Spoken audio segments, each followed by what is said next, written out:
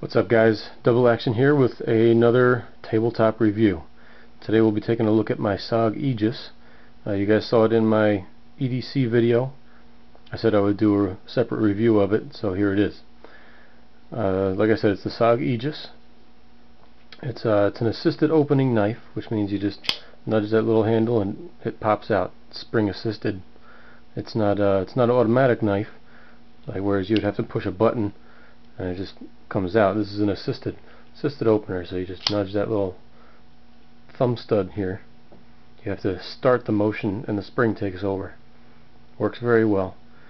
It does have a little safety here, which I never use it, but it's there in case you wanted to. If you're going to leave this laying around and maybe you had little kids or something, you might want to use that, and then this knife cannot be opened.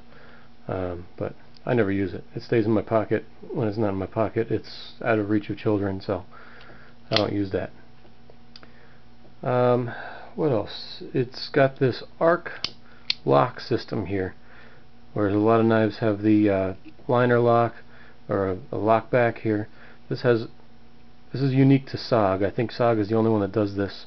They put this little thumb stud here where you got to pull it back and then you can close the knife. I don't really like that much. I'm more of a liner lock fan. This took a little bit of getting used to. I used to carry a Kershaw Blur, which had a liner lock, and I didn't even have to think about it. It was just second nature. But with this one, I had to practice with a little bit. I almost cut myself a couple of times, but it took a long time to be able to do what you just saw me do right there with one hand. For a while, I had to use two hands to do this safely. The blade is made of what they call AUS 8 is the steel that's made out of. I'm not a metallurgist, I don't know exactly what that means, but from what I hear, AUS 8 is a decent blade steel. It'll hold an edge adequately. It's not too heavy. It's strong enough to accomplish whatever needs to be accomplished with a folding knife like this. It's adequate. Very, very sharp. Right out of the box, this knife is razor sharp. I haven't had to do anything to this edge, and I'll tell you what, let me see if I got a piece of paper here I can demonstrate how sharp this thing really is. But it's razor sharp. I mean, you can't deny that. That thing is sharp. Right out of the box. And I'll tell you what, I haven't been easy on this blade either. I was hacking tree branches off with it, just little, I'd say maybe dime size, and I was using this like a machete. It cut right through them, and look what I just did. I haven't sharpened it since then. So that says something for the blade steel right there. It's got a titanium nitride coating. That's what gives it the black color. I think that's pretty good for rust corrosion resistance. That'll stop it from rusting. And it looks cool. I like a black blade on my knives. It's got a full flat grind. You can see right here. It's not like a lot of knives where it's just one thickness all the way down till about here where it starts to taper, but this is tapered all the way down from the top down to the bottom. It's one consistent flat grind, which I prefer personally. I think it looks cooler. I think you can get a sharper edge on it because you're not coming in at such a sharp angle to the cutting edge. It's more of a gradual slope, so your edge will stay sharper longer, I think. The handle is made of Zytel, which is just a fancy word for plastic. It's got the digital camouflage design on it, and it's got these little rubber inserts. I don't know how well you can see that here. It's actually, let me see if I can get my little flashlight over here and you can see. That doesn't help either. Anyway, on these little rubber inserts it says SOG in tiny little letters, and that just gives you some really good grip, a really good purchase on the handle. You can get a good grip on that, especially with these little grooves back here. Some people call it jimping. I just call it, I don't know, little grooves. And it's got this in here. It's got the same thing kind of in here.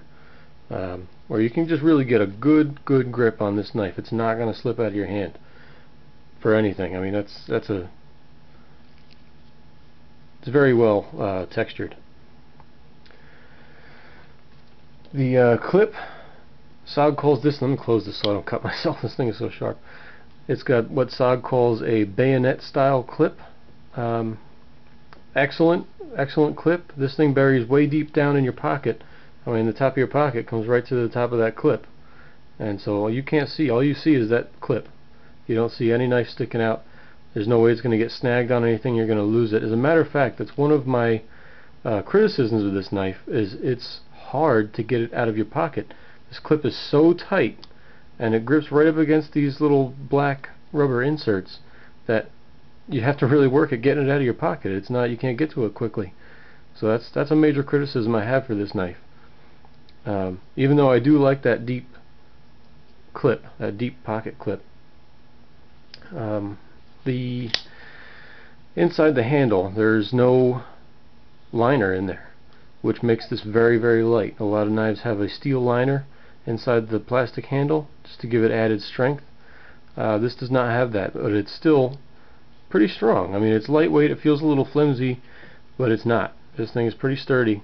I'm very confident in the sturdiness of this knife. I don't think there's much that I wouldn't ask it to do. I used to carry a Kershaw Blur, like I said, and that had a little bit more substance to it, and I was just used to that. So when I got this, I was like, whoa, this thing doesn't weigh anything. How sturdy can it be? But it really is. Just to attest to the weight, I stole my wife's little kitchen scale here to weigh it. It's weighing in right about 3.1 ounces, which jives with what the SOG website says it should be. That's right on. Very lightweight. 3.1 ounces is not much at all, especially when you're talking about a 3.5-inch blade. It's substantial in size, and it's still lightweight, so that's impressive to me. And that's about all I have to say about it. I like it so far. Like I said, my only real complaint is that it's so hard to get out of my pocket, but other than that, I would highly recommend it. So thanks for watching, and I hope this helped you. Bye now.